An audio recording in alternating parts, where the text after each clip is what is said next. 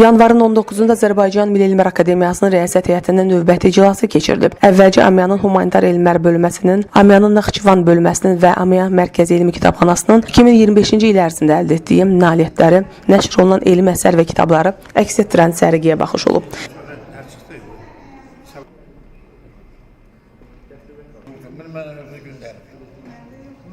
Bu nədir?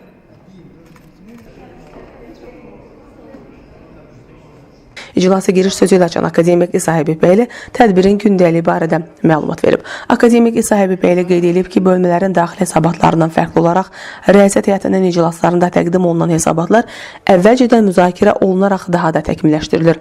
Bu mərhələdə faktların və rəqəmlərin daha geniş şəkildə təqdim olunması xüsusi önəm daşıyır. Daha sonra akademik İsa Həbibbəyli Amiyanın Naxçıvan bölməsinin sədri akademik İsmail Hacıyevi 75 illik yubileyi münasibətilə təbrik edib və alimə Amiyanın rəyasət heyətinin fəxri fərmanını təqdim edib.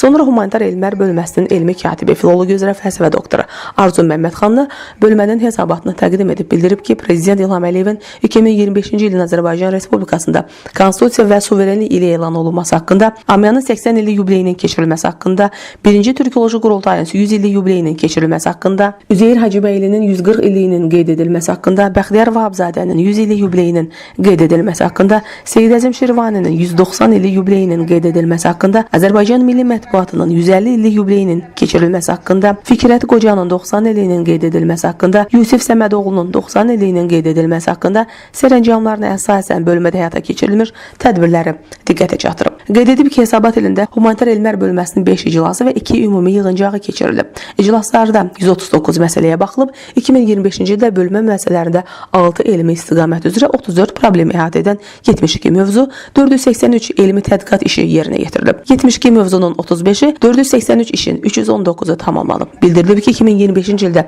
elmi tədqiqat müəssisələrində 180 kitab, 95 monoqrafiya, 2155 məqalə və tezis çap olunub. Akademik İsmail Hacıyev isə qeyd edib ki, 2025-ci ildə Amiyanın Naxçıvan bölməsində 3 elmi istiqamət üzrə 3 problem çərçivəsində 17 elmi iş üzrə 36 mərhələdə tədqiqatlar aparılıb və tədqiqatların nəticəsində 6 mühüm elmi nəticə əldə olunub. Hesabatda arxeologiya, tarix, dilçilik, folklorşünaslıq və mədəniyyətşünaslıq sahələrində aparılan araşdırmaların əsas nəticələri ümumiləşdirilərək təqdim edilib. Əldə olunan nəticələrin elmi əhəmiyyəti və praktik dəyəri diqqətə çatdırılıb. Bildirilib ki, hesabat dövründə bölmənin elmi məsələlərinin əməkdaşlar tərəfindən 9 monoqrafiya, 13 kitab, 288 elmi məqalə və konferans materialları nəşr olunub. Bu nəşrlərin bir qismi xarici ölkələrdə dərc edilib. Tədbirdə Mərkəzi Elmi Kitabxananın 2025-ci il üzrə elmi və elmi təşkilatı fəaliyyəti haqqında hesabatı Mərkəzi Elmi Kitabxananın direktoru, texnik elmlər doktoru Hüseyn Hüseynov təqdim edib. Məruzəçi bildirib ki, Prezident İlham Əliyevin müvafiq sərəncamlarının icrası çərçivəsində